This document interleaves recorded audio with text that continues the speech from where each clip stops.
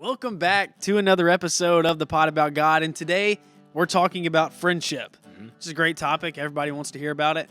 But in honor to start us off, we are going to rank the top 3 best friendships of all time. So Kingsley's begged to start us off because last week in the rankings he didn't do the best, and he claims it's because he had to go last. Yeah, y'all took all the good ones. Yeah, sure. That's exactly There's nothing why. left. Okay. That's exactly why. So we're going to let Kingsley go first, and these can be any Oh, wait. friendships. I did immediately afterward. I don't know why I didn't think of this. I'll probably edit this out afterward. The star from Mario. I cleared both of you guys if I had the star from Mario. Star from Mario is I needed the star from Mario and the blue shell. I could just beat y'all with only 2 Mario items. Still not taking me down. But It's not good on anyways, my feet. Kingsley claimed that going last made him suffer and made him lose. So he's going to go first. Yeah, Like I good. said, this can be anything. It can be real life. It can be movies. It can be TV. Any friendships of all time. best friendships. Top 3. Kingsley, what you got? All right. For my first one, I'm going to take. This is not like number 1. I'm saving number 1 for last. Okay, so number 3. I'm going to take Luke Skywalker and R2D2. It's a solid pick. Sure. Solid Luke pick. Skywalker and R2D2.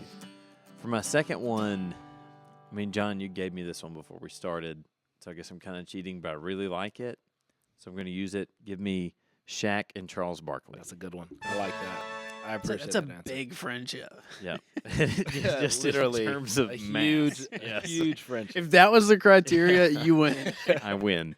Oh, and by the way, we do have to mention David and Jonathan are excluded. Off. Like yeah, we yeah, said, for we sure. can't Because use we're gonna talk David about and them in the Yeah. episode. So Yeah, you can't use David and Jonathan. Yeah. It's No too easy. clear. The last one for all my fellow like super nerds out there, give me Frodo and Sam. I from the knew Lord it. Of the Rings. I was going to tell you to take a Lord of the Rings things at the beginning. Yes. I knew he was going to do You it. I've can't never beat seen 'em. that, so I don't understand that one. But You maybe I'll would go if watch you it saw one day. All right, so John, it's on to me. what you got? All right, and this just shows my age because every single one of mine are cartoons. But first, I'm taking Solid. Phineas and Ferb. And to explain this, yes, they are technically brothers, but they're stepbrothers, so they're really just friends. Are you trying to say that stepbrothers are like really brothers? I mean, they Ryan? are and they Just- aren't at the same time. They're in the same household, but I mean, you could consider them a friendship for sure. Second, I'm taking SpongeBob and Patrick. Obviously, like that's just That's not bad. I grew up on that. I mean, that's good stuff. And then lastly, best friendship, give me Scooby and Shaggy. Oh wow, that is good. That's a pretty good That's list. very good. Sadly, Oh no. oh no, what is Kingsley doing? I gotta give him that for Thank you, Scooby thank and you, Shaggy. That was good. Thank you. Sadly, my list is going to clear both of these. Thank you all for listening. In the 3 spot, after you hear the 3 spot, you'll know there's no possible way he doesn't win. In the 3 spot, I have Chandler and Joey from Friends. If you've watched the show, I like it. one of the greatest Yeah. friendships of all time. That's too easy though. Friends is like Yeah, the Friends is the name of the show. show, so I guess Okay, but there's multiple friend groups, and those are the best 2 of the best that's fair. friends. That's fair. In the 2 spot, I have Han and Chewie. Staying on the Star Wars train, Han and Solid. Chewie. Solid. Arguably better friends than R2 and Luke, some would say. Just saying. Nope. And then in the 1 spot, give me Shrek and Donkey. It starts off rough, but it grows into something beautiful. It's a good friendship. How are we It's a supposed to good do list. something serious now? Like, what are we Shrek and supposed to Donkey. do now? All I'm saying. How are we supposed to? Okay, so serious stuff. Comment This- down below who had the best list. Definitely. Let me know why I All won this week cartoons. and why I got robbed last week. How did I not think of the Mario Star? I mean, that wins, right? Because you literally The can't. Mario Star is awesome. You're invincible. You can't. But it runs out. It does. You're right. You guys just have to evade for a while. Okay, so what we're here to talk about, biblical friendships. So we're talking about what these things should look like.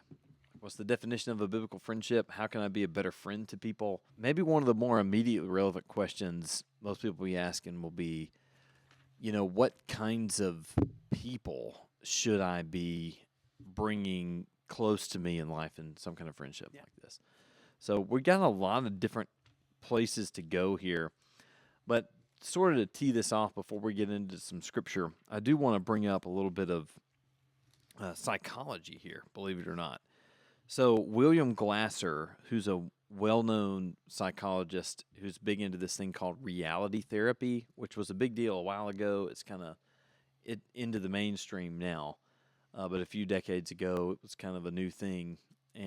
But William Glasser, he argues that among the most basic needs of humanity, things like food, water, shelter, we also have to have at least one meaningful relationship in our lives if we're going to actually stay sane. He argues that the human mind actually cannot retain its sanity unless you have at least one good relationship, positive relationship. Here's a quote: "At all times in our lives, we must have at least one person who cares about us and whom we care for ourselves. If we do not have this essential person, we will not be able to fill our basic needs." And this doesn't really come as any surprise for folks that take the Bible seriously, because in the Garden of Eden, God says the only thing that's not good in all of creation is that Adam's alone, and so he makes a companion for him.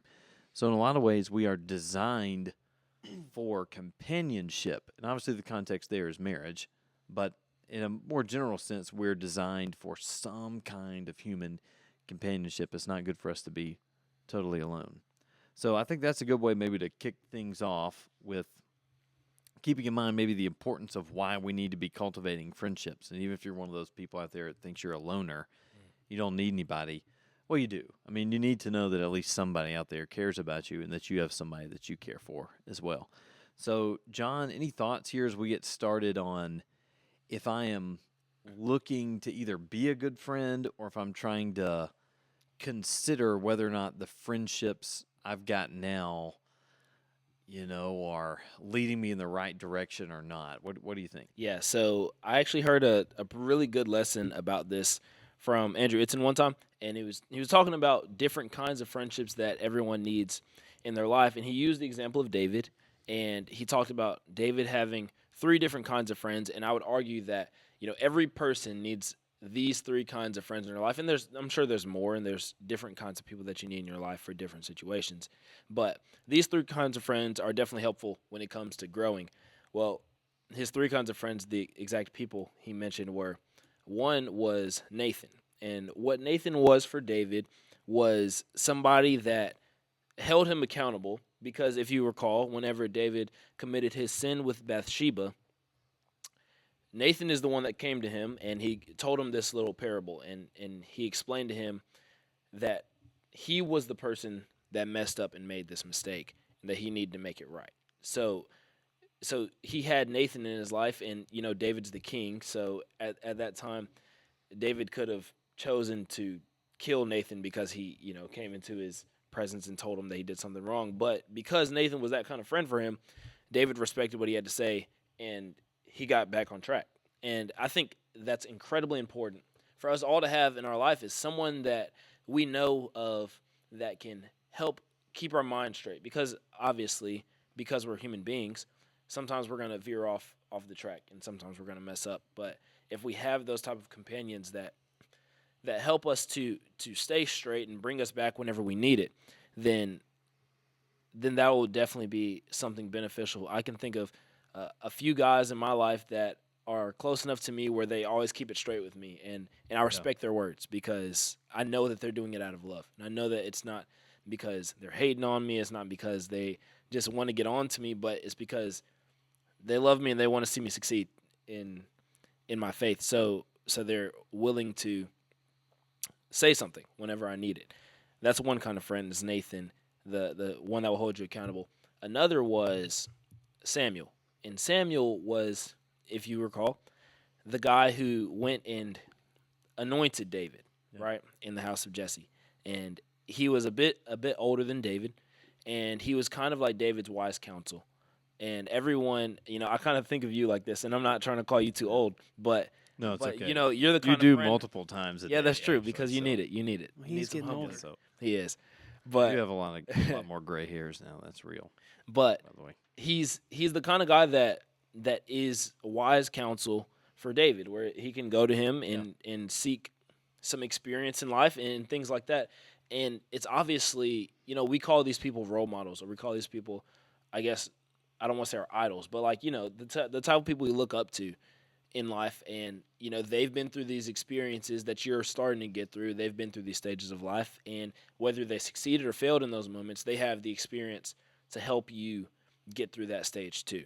So I think it's definitely important to find those older people in life that can be, and you don't think of them as the same kind of friend where you're probably not going to call them up to go hang out and play video games with each other, but they're the type of person that loves you enough to share their experiences with you so that you can learn from them. That was the second kind of friend, the wise counsel. And then the third kind of friend is obviously Jonathan. And this is just the person that will love you no matter what, will be there for you no matter what, and will always put you over themselves. And I don't want to stretch that too far and say that you need to find friends that worship you or put themselves under you. It's not necessarily that, but it's a selfless type of love that they have for you. And it says that David and Jonathan were knit together. They loved each other like they loved themselves. And it's a type of friendship that everyone needs somebody that will love them no matter what mistakes they make. They'll love them no matter what things they are. You hit solo instead of mute, so you just turned. Oh, my bad. That's all right. Start over. You need that kind of you hit solo. Bro, I am getting old. You're getting a little bit old. That's all right.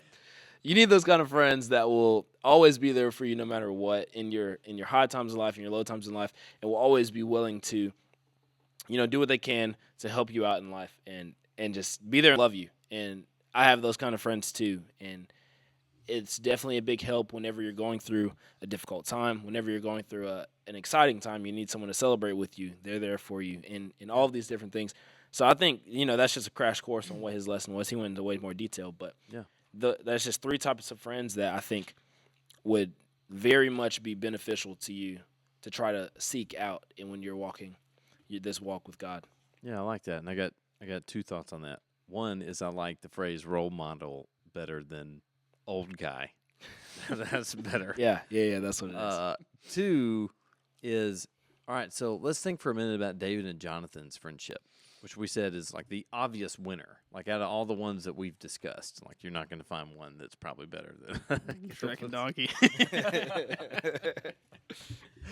I'm kidding. Yeah, still going to take David and Jonathan, I think, there. Although it is close. No, so what do we think? Like, why are those two guys such good friends?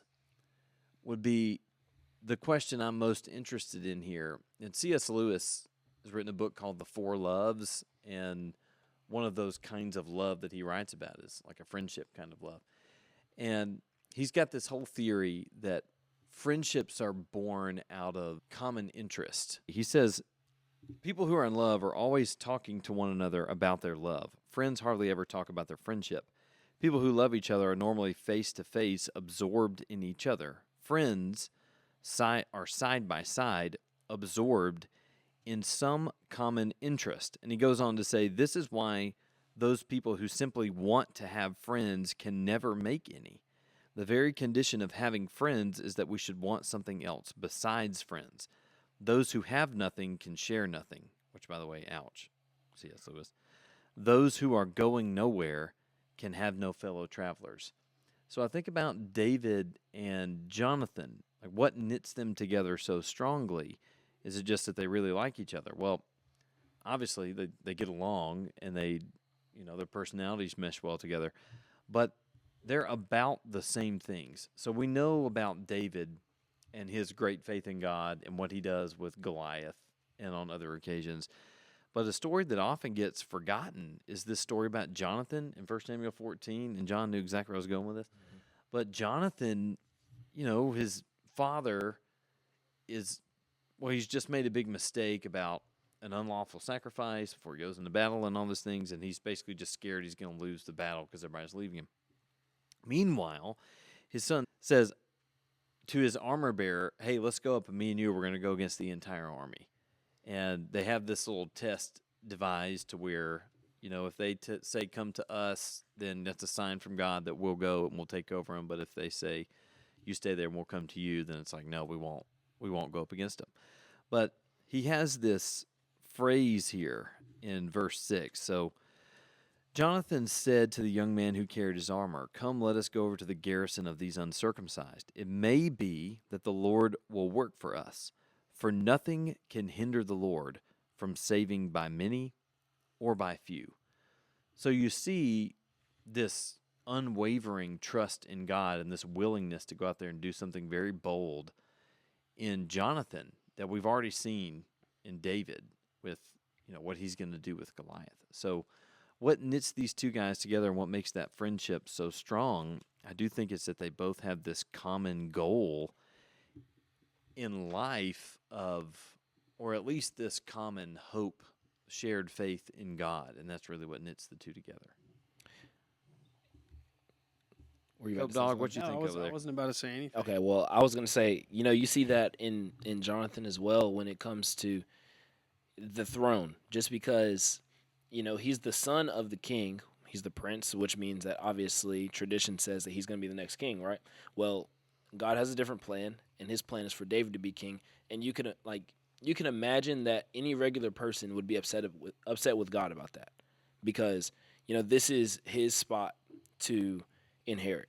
Yeah, right. But God has a different plan, and Jonathan is the main person, and I would say the foremost person fighting for what God wants to happen. He's making sure yeah. Saul doesn't kill David because Saul doesn't want what God said to happen. He wants his son to take the throne. Yeah. So he's trying to get rid of David. Well, Jonathan, the person that traditionally should be taking the throne, is the one fighting for David to take the throne. And that's just a testament to say that he is 100% about what God wants in life. And that they share that. And even though David makes a ton of mistakes, you see that in David. You see that he is a man after God's own heart. And I would argue that, and I don't think it's a stretch to say that Jonathan was too, because he lived his life that way 1,000%. Yeah, and I think that's really what pulls these two guys together. So, Copeland, when we're talking about a friendship like Jonathan and David, or any of these folks that are bound together, really, I guess would say in service to God. So, Copeland, what kind of things do you think should be characterizing a Christian friendship? Any thoughts on that? I actually do. That's what I had pulled up. Wonderful. So to start off, I It's think almost like we were prepared. I know. Yeah. So to start off, I think a great place to go, the two verses that I'm going to read from are both in Proverbs. The first one, we all know it is Proverbs 17:17. And that says, "A friend loves at all times, but a brother is born for adversity." So I think the main point from this is a true friend is going to remain loyal, and not just loyal, but helpful during the good times and the bad. And I think that's what we see through Jonathan and David's friendship, like John just mentioned.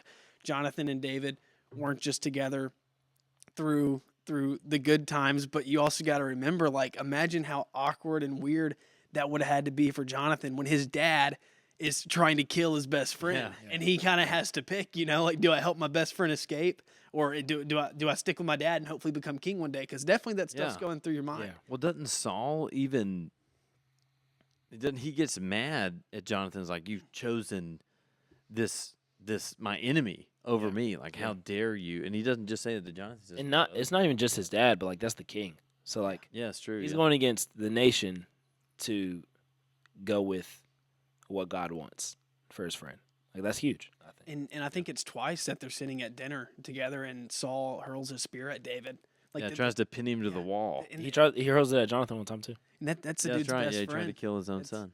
And that's got to be you and your friend getting spears thrown at you by your dad. That's definitely going to traumatize you some a little bit. I don't care who you are. Yeah, if we do an episode on like fatherhood, we got to come back to Saul. Like do's and don'ts of fatherhood. Don't be Number like, one, Don't throw a spear. don't try to pin your son to the wall with a spear. So I really think just Jonathan and David sticking together through the bad stuff says a ton about their friendship. And then secondly, this verse has been a verse that I've been raised on that my dad used to read to us all the time. It was always our baseball team's verse. And that's Proverbs 27:17, which says, "As iron sharpens iron, one man sharpens another." And we all get from this, we've talked about it before, is, you're going to be an average of the 5 people you hang out with. Your friends are going to rub off on you even if you don't want them to. But something I want to take from this verse is that a true friend is going to speak the truth to you even when it hurts to make you better. And I'd argue that it's not a good friend if he's not getting you better. We all know the purpose of a sword is to be sharp so it can do its job. A dull sword's worth nothing. You want a sharp sword. So if you don't have a friend that's sharpening you and it's truly making you better, then it's probably not a friend that you want to know. C.S. Lewis talks about how every day your body's either becoming a heavenish creature or a hellish creature with every decision that you make. And you're going to want friends and people who on this hard, long journey are supporting you along the way to help you achieve your overall goal. And I think you see the kind of friend that is in Proverbs. Yeah, can I ask you to say a little bit more? I love that concept and the phrase you just gave us about you're the average of the 5 people you spend your most time around. Yes, so I know I mentioned this in a episode before, but I follow this fitness guy on Instagram, and like his main quote is, "Hang out with 5 fit people, and you'll be the 6th."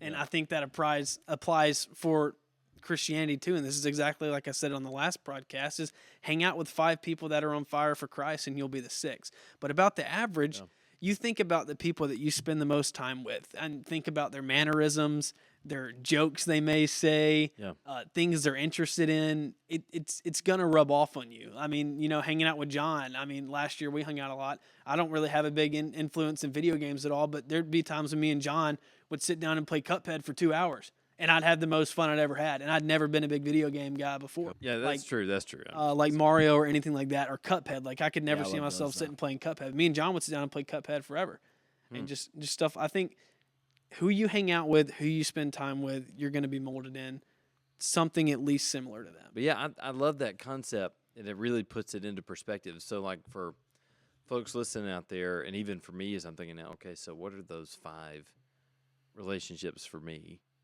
And if I am the 6th of whatever those 5 are, then what is that going to make me? And I don't want to jump too far ahead, but this does take me into 1 Corinthians. No, it is 1 Corinthians 15:33. Yeah, 1 Corinthians 15:33. Don't be deceived, right? Bad company corrupts good morals. So I do think we deceive ourselves in this way a lot. We think, well, if I hang out with 5 like this, I'm not going to become the 6th because I'm stronger than that, or because I'm not going to become that way.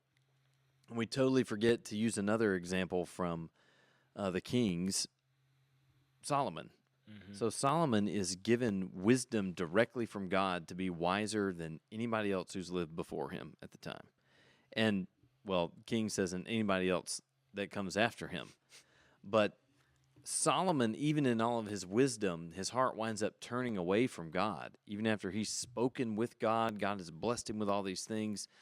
If somebody like that, if the wisest man in the world can be drawn away from God by his company, and we know what drew his heart away from God. It's his wives and concubines. And so he was desiring to please them. Those relationships turned his heart away from God. He was probably hanging out with them a lot. Yeah, I would assume so. Yeah, but if Solomon's heart can be turned, I think we're kidding ourselves if we think ours can't.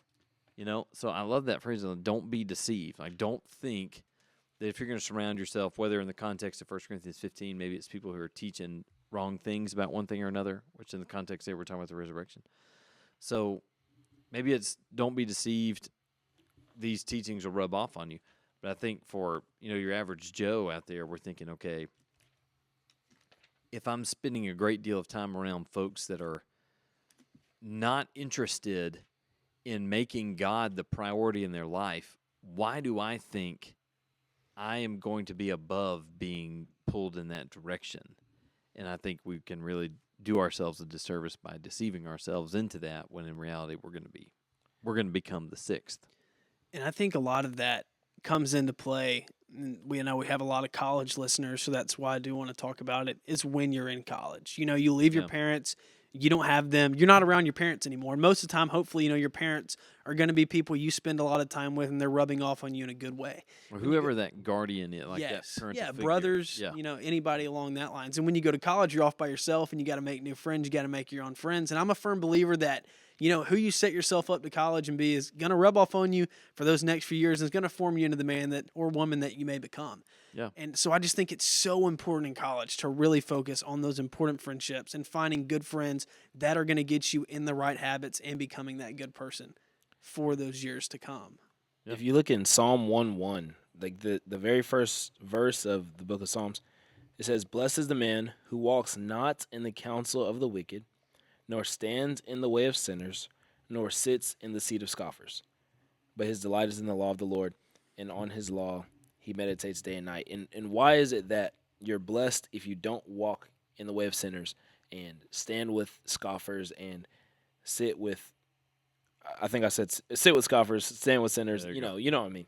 But why is it that you're blessed? Because if you're spending all your time with people like that, with people that are sinners and scoffers and wicked, then you'll become the sixth, like you said. And it's completely biblical, and it's not to say that you should completely ignore all people that are, don't walk in the way of the Lord, because that's not biblical either. Jesus, spent some time with sinners too to help them.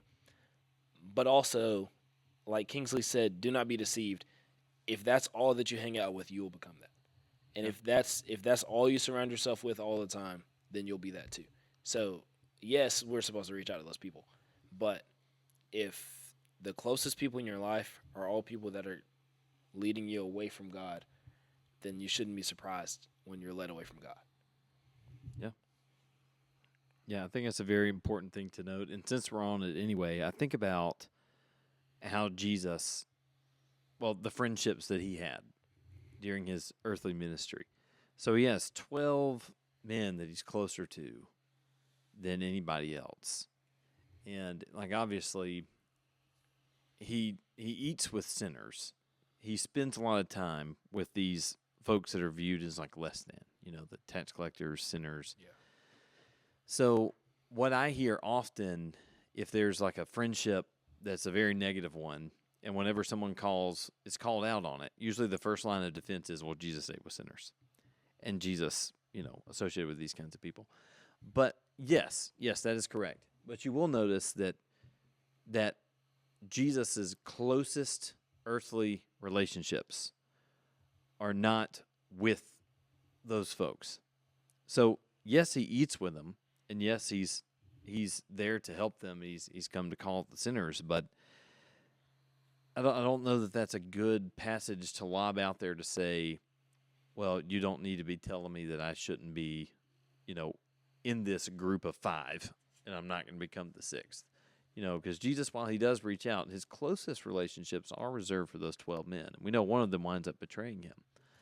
But I do think we can take an example there from the life of Christ. Paul warns us not to be unequally yoked, right? So to not be surrounding ourselves with folks who are not interested in the same things that we should be interested in as Christians. And now we're right back to that C.S. Lewis quote, right? So when we're trying to think critically about our close friendships in life, are those 5 people, is their primary goal in life to serve and glorify God? If their primary goal is to serve and glorify God, then we should be sharing a very common interest with them. That should be the number one goal for us too. So to your point, Copeland, if you've got 5 that are primarily interested in serving and glorifying, then yes, you should be the 6th there. And it should work that way for all 6 of you. It should be that way for your whole friend group. But if they're A not, 6-fold cord is not easily broken. there you go. Sure. Just Well, think about it. If a 3-fold cord is not easily broken, imagine a 6. Full cord. yeah. So I would say, exercise a little bit of caution and wisdom, and I wouldn't tell you don't have any friendships with anybody that's outside of Christ, because that's not biblical either. Mm-mm. But certainly having wisdom and caution and not being deceived into thinking that you're above being pulled away, and also to take note of that admonition from Paul to not be unequally yoked and to take your cues from the relationships that Jesus had. Absolutely. In Galatians chapter 6, first 2 verses says, "Brothers, if anyone is caught in any transgression, you who are spiritual should restore him in a spirit of gentleness. But keep watch on yourself, lest you too be tempted. Bear one another's burdens, so fulfill the law of Christ." So it's definitely not an unbiblical thing at all to reach out and be there for people who are in sin. You're supposed to definitely restore those people and bring them to Christ.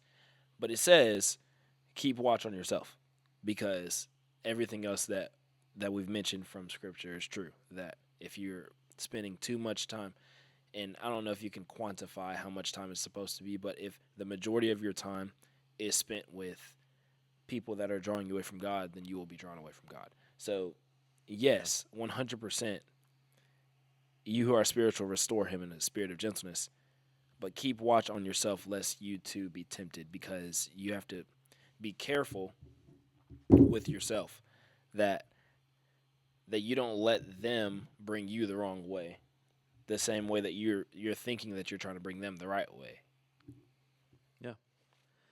Yeah, so lots of caution on friendships to where the thing uniting us is not our common interest in Christ. I think that's a pretty good guideline. If the thing uniting me and my buddy is we're both interested in the same movies, or we're both interested in the same sport, or whatever it is, I mean, that's certainly not a bad thing, but we do need to be aware that those core relationships to our lives are very influential over who we are, even down to little personality traits and things like that. Well, So, okay, go ahead. I was just going to ask you, we're kind of on the topic now, and I guess we can kind of stay here for a second before we shift to something else. What are some good guidelines? Because, we just talked about Jesus ate with sinners, and we don't have to talk about it now, but I thought we're just kind of on this topic. It'd probably be good to talk about it now instead of coming back to it. What are some good guidelines with having friends that aren't Christians, and making sure that I rub off on them and they don't rub off on me?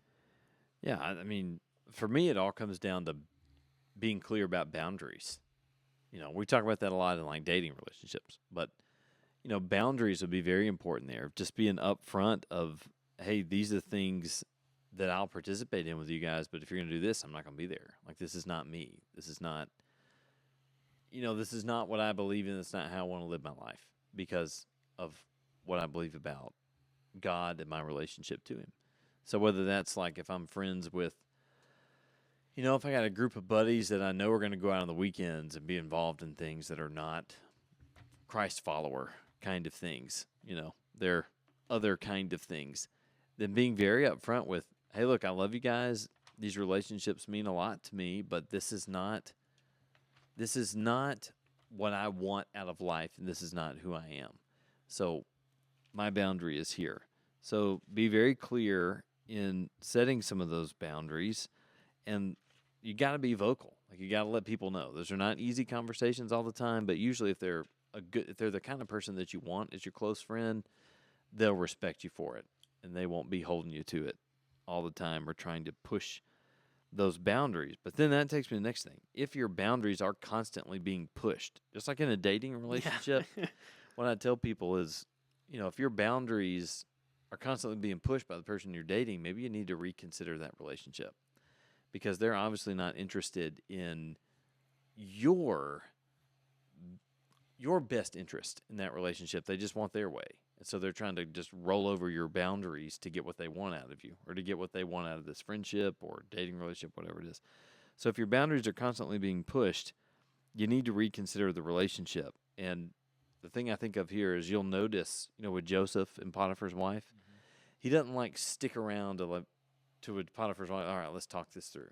Let's think this through. No, like, he runs away and he gets out of there. So, if our boundaries are constantly being pushed, then maybe it's a good time to reconsider the relationship.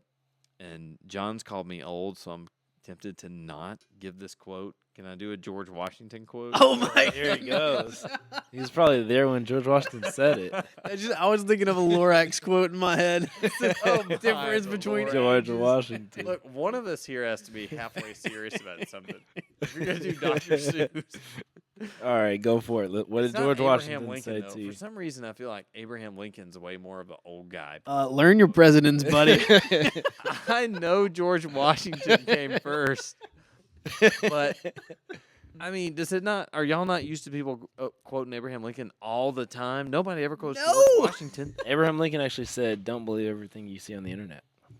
Oh, he Well, did say that. Quote from Abraham Lincoln. He literally said everything. But for me, I guess in my generation, like it's an old guy thing to quote Abraham Lincoln. But George Washington's like, oh man, I never hear any Washington quotes. All right, what did George We'll Washington clip tell this you? part out. What did old George What did say? George tell you All right, get in ready. school? Get ready. It is better to be alone than to be in bad company. That's pretty good.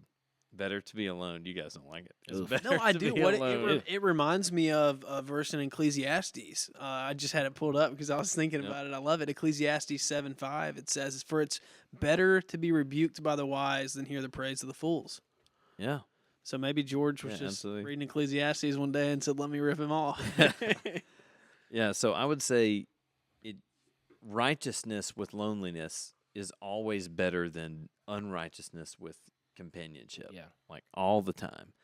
So, yeah, for me it would all come down to boundaries, and then you got to be honest enough to evaluate And that I would really. say that's not to say that you should aim for righteousness and with loneliness, but that's just to say how Yeah. detrimental it can be if you have, if you're surrounded by unrighteousness. Yeah, that's a and if good you're clarification. so you want that companionship, you want friendships, but you want to make sure and be careful that they are ones that will bring you closer to God, because if they're not, it's more dangerous than being alone. And God, you already saw in Genesis 1 that God says it's not good to be alone, or Genesis 2, but it's better to be if it's better to be alone than to be with bad company, and it's not good to be alone. Then that's just to say it's very bad to be in bad company. Yep. I Yeah. mean, I think James 5:19. That I think that God's constantly wanting these wanderers to come back home. So I also think it's a great opportunity that we have to reach out to our friends that might not be living the right lives or be far from Yeah. God. It says James in 5:19, "My brothers, if anyone among you wanders from the truth and someone brings him back, let him know that whoever brings back a sinner from his wandering will save a soul from death and will cover a multitude of sins." And I think that's just an awesome verse, but also I think you got to be careful not to be the one to get drug out. Yeah. Yeah, friendship evangelism is a very real thing, and I think that's one of the most effective ways to reach people. So, John, I think that's a great clarification of we're not saying your goal is to become righteous and lonely. Like that's Yeah, no. Ugh. that's not what we're trying to tell you. But we are trying to say it is better than the alternative. So we're back in the Psalms here. Psalm 101. I want to start in verse 3. So for me, the big thing is like your boundaries. You can't really get away from that, or at least I don't see a way. The second thing, though, is being actually honest with yourself about, is this a relationship that I need to maybe set some boundaries in, or are we cool here? So Psalm 101, I'm going to start in verse 3. If some of these 5 relationships, if what we're about to read describes the 5 relationships, we need to be thinking pretty hard about them. So verse 3, I will not set my eyes before anything that's worthless. I hate the work of those who fall away. It shall not cling to me. A perverse heart shall be far from me. I will know nothing of evil. Whoever slanders his neighbor secretly, I will destroy. Whoever has a haughty look and an arrogant heart, I will not endure. I will look with favor on the faithful in the land, that they may dwell with me. He who walks in the way that is blameless shall minister to me. No one who practices deceit shall dwell in my house. No one who utters lies shall continue before my eyes. So if your 5 are only interested in things that are worthless in verse 3, or perverse in verse 4, gossiping, slandering in verse 5, very arrogant in verse 5, or constantly lying in verse 7, yeah, we got an issue. Like, these are not the companions that we need, at least in those closest relationships within that 5, those closest relationships in our life. So that's really all my thoughts on that. If we're trying to be smart about it, set boundaries, be honest about your companions. Yeah, and I don't want to end on such a if we're all ready. No, I got way more positive stuff to do. Oh, Yeah, I was about to say I don't want to end on Everybody such a in. negative note. I want to I was go like, back to I how was like, how great friendships can be and how necessary they are. All right, Because guys. Well, It's been kind of sad. Like, Yeah. don't have friends. all your friends are Die horrible. alone. All your friends are horrible. Get rid of them. Never talk to those people again in your life. and next week, come back and join us, and we'll talk about why you should be depressed, why things aren't How to as good as cure you think they depression. are. Yeah. Okay, so how about this? Let's do now on the flip side. Let's talk about some ways that we can maintain and cultivate healthy friendships. So we don't, like, the goal, like you said, is not lonely righteousness, obviously. So what kind of relationships should we be having? And I think we've already mentioned a few things, not explicitly, about the kinds of folks that we're looking for in these 5 positions that we've talked about already. But let's talk about who those kinds of people, how we want to surround ourselves, that sort of thing. But then also, what are some principles for maintaining good friendships? Oh, you know what I just thought about? Is it sad? Phrase. Before you It's start, not- is it sad? It's not sad. It's not sad. I don't think it was that negative. It's a it's a Just phrase negative person. that I heard all growing up, and I'm pretty sure y'all heard them too. It was like older people would always tell us what I say role models. That's what we're calling them, not old people. Yeah, they were. Role models would tell us, make your church friends your best friends. Did y'all hear that all the time? I heard that all the time. I don't think I Yeah. heard They that. always said, make your church friends your best friends. But then, somewhere along the line, one of the role model people started saying, well, also make your best friends your church friends. And I like that. That's pretty profound. But it leads me to say something that I was going to say earlier about what you said. When you're asking, like, what to do, like, what are some things to do if you, like, with your friends, that so that you don't get pulled in their direction, you pull them your direction. I was gonna say maybe this is too practical, and maybe it doesn't work So such a simply thing as every people- time. But bring those people around your friends that are faithful. You know, bring the people that would lead you in Bring the your wrong bad direction. 5 to your good 5. Right, And then well, make I them mean- fight, and the winning 5 the winning gets 5 you. gets you. Yes, but no, seriously, like surround those people with more people like you that have faith and that are living life Dare according I say, to what God. invite them to church? It could be that simple. Yeah. But seriously, like bring them around people that if they're surrounded, because it works in reverse. Yeah. That if you're surrounded with people that are bad influence, then you'll become that bad.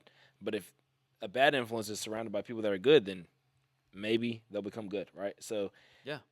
if it's not too simple or too cliche to say, bring them around your good friends, and that could definitely be how you restore somebody and how you Yeah. bring someone closer to God, that instead of letting them lead you farther away from God. Absolutely. You go first. Mine was way sillier. Well, no, I love that idea of make someone else the 6th.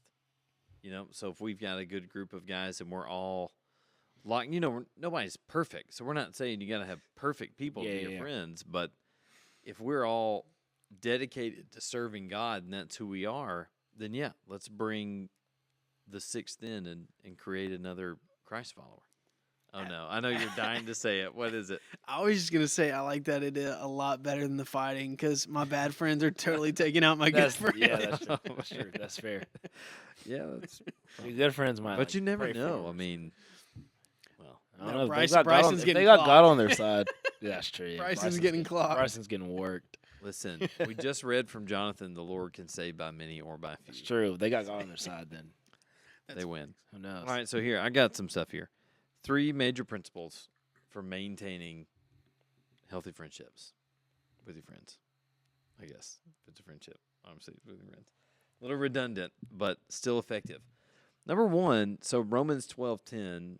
Love Romans 12. It's got a lot of hyper practical stuff. in there. Amen. Romans 12 was amazing. One of the first things is outdo one another in showing honor. So this basic principle of honoring each other and, like in Philippians 2, putting other people's needs above your own. So if you want to maintain a friendship, the baseline here is obviously like what we alluded to at the beginning with C.S. Lewis is you've got to be headed in the same direction, and you've got to both be concerned primarily with following God in your life. And if that's not the case, then this is not the ideal situation that we want, right? But beyond that, honor. Outdo one another in showing honor. Focus more on the needs of other people than on your own needs. A great way to make friends and maintain friends is by focusing not so much on yourself, focusing on other people. Any thoughts on that one, or you want me to go to number 2? I think of Amos 3:3. It says, "Can two people walk together without agreeing on the direction?"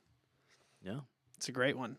that's good. Yeah. Yeah, I love the idea of outdoing. I think about The Office, that one Oh, yeah, episode, yeah. and I don't watch The Office a ton, so I kind of forget. It's It was Dwight, Andy, right? Dwight and Andy. Dwight and Andy, and their whole thing was, making the other person have to owe them, right? Yes, they So did then they wanna have kept to owe a they favor kept to the other doing one. super nice things. So like one would open the door for them, and then they'd Yeah. walk through and then hold the door so that they could walk through too. And then Yeah, like it the was, same door. yes, Like, the exact yeah, door. yeah. So it was funny, but the whole idea was, well, they were maybe not the exact reason. It's not about wanting someone to owe you, Yeah. but it's Different motivation, same action. yeah, same action though. It's like the thought process is maybe not even in a competition way, but kind of like you want to do as much as you can for your friends. You want to show them honor in any way that you can, and they're trying to do the same thing for you. And it's not like to show them that you're better than them at showing honor, but it's because y'all are genuinely friends, and Yeah. you want to bring them closer to God as much as you can, and that's a way of doing that. Yeah, well, like in Philippians 2, that's the mind that you've learned in Christ, who, though he was in the form of God, did not count equality with God a thing to be grasped, but he emptied himself and he took the form of a servant. Mhm. So taking that role of a servant is a great way to make the right kind of friends and keep the right kind of friends, for sure. All right, so honor.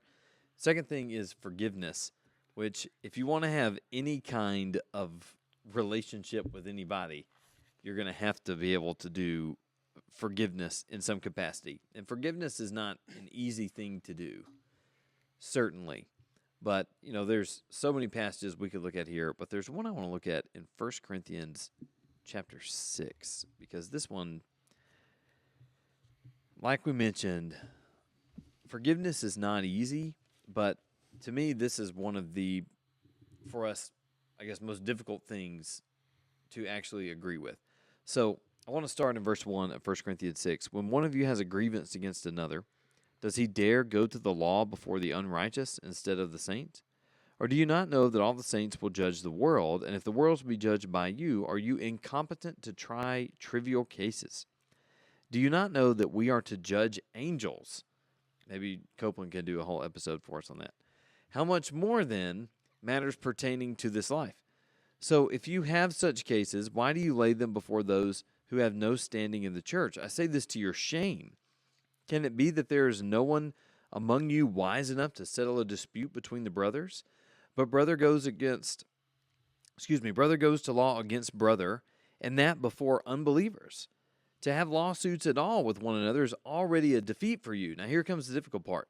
Why not rather suffer wrong? Why not rather be defrauded? And I don't think this idea is very popular in our culture now, of it's better to be wronged by somebody, and it's better to be defrauded. In other words, it's better to just offer forgiveness and not have to go through like this legal procedure here of demanding whatever it is back that the person's not repaying you. We can't read too much between the lines, try to guess what these legal situations are. But either way, Paul's primary argument for them is it not better for you, rather than to embarrass all of us, is it not better that you just suffer being wronged and that you actually just incur the cost of being defrauded? Can you not just forgive? Can you not let this go? Or are you going to demand that you be repaid in full? And my mind here immediately goes to the parable of the unforgiving servant, which we've heard how many dozens of times, So he can't forgive. Yeah. He can't forgive even though he's been forgiven this giant sum of money. It's 200,000 years worth of working, if you want to put it into that time frame of a talent. It's 20 years worth of wages. So it's an impossible amount to pay back. And then the guy just owes him like 100 days worth of work, and he will not forgive it. He said, "No, you're going to pay me," and he throws him in prison because he cannot suffer wrong. He cannot incur a cost from somebody else. He can't just give it up.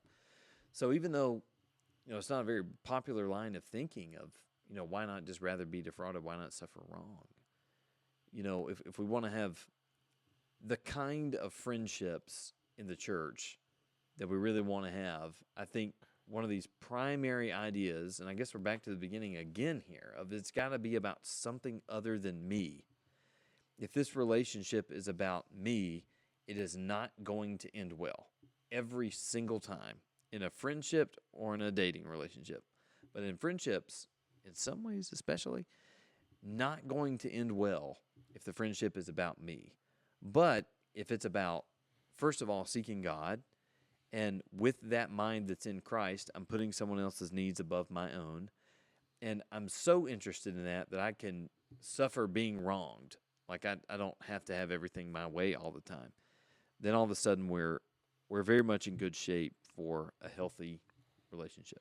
Yeah, I think it comes down to what you're describing is just extending grace to somebody. And we just had our lectureship last was that last week or the week before? Either way, 2 weeks and ago. the whole thing was talking about extending grace to people and what grace is. It's because you've gotten grace. Dr. Wages, Dr. Steve Wages, he's one of the professors here at Faulkner, and he is one of the best professors you can take He's for awesome. many reasons. He's an awesome teacher. He's super good at what he does. He's very knowledgeable, but also he has a much longer grace period on assignments Oh, than the most grace other teachers. coupons? Yes. Yes, And he is a legend for his grace he coupons. he says that I think for the class that I had him for, he let you turn stuff in up to like a week or two late with no penalty. And his reason was because God gave me grace, so why wouldn't I give y'all grace? And like I love that. Obviously, I love that because He's better I than need me. I need to get on top of my assignments and stuff. But like seriously, in the same taking this to like a friendship or something, he says, why not rather be wronged, right? Because God's given me grace. Why can't I extend grace to this person? This is not an invitation to let people run all over you. by Right, the way, right. But It's definitely not that. But also at the same time, it's like, what's the bigger picture? The bigger picture is that you're leading each other closer to God. So why not extend them grace the same way that God's extended you grace? I think that's very well said. And yes, Dr. Wages is awesome. Love that guy. Great guy. Chips and sauce. All right, last thing here. Third point. So we got honor, forgiveness. Last thing is maybe too obvious to mention, but actual love, like the kind of genuine Christ-like love. So a few passages that I think of here, but let's go to 1 John chapter 4 and start in verse 7. So 1 John chapter 4, starting in verse 7. Here we go. Beloved, let us love one another, for love is from God, and whoever loves has been born of God and knows God. Anyone who does not love does not know God, because God is love. In this the love of God was made manifest among us, that God sent his only Son into the world that we might live through him. In this is love, not that we have loved God, but that he loved us and sent his Son to be the payment for our sins. Beloved, if God so loved us, we also ought to love one another. No one has ever seen God, but if we love one another, God abides in us, and his love is perfected in us. And let's go down to verse 20 also. If anyone says, I love God, and hates his brother, he's a liar. For he who does not love his brother whom he has seen cannot love God whom he has not seen. And there's a lot of phrases like this in 1 John where he's just kind of very blunt Yep. about, hey, you can't say that you love God while you hate people.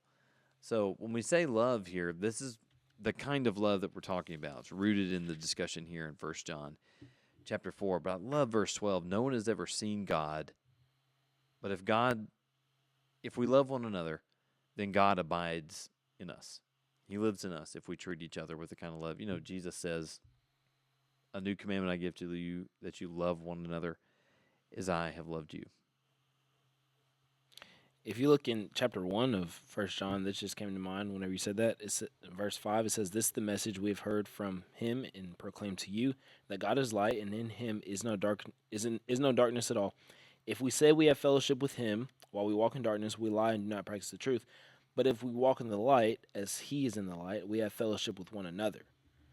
And the blood of Jesus, his son, cleanses us from all sin." And if you just try to guess what he would have said there, it says that if we say we have fellowship with him while we walk in the darkness, we lie and do not practice truth. If we walk in the light, then we have fellowship with him. But no, that's not what it says. It says if we walk in the light, that means we have fellowship with one another. Because, Yeah. That kind of That's a very good friendship point. is 100% it's a God thing.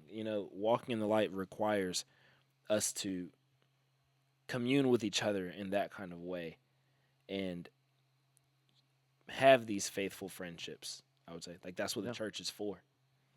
Absolutely. And that takes me to chapter 3, verse 18 of the same book.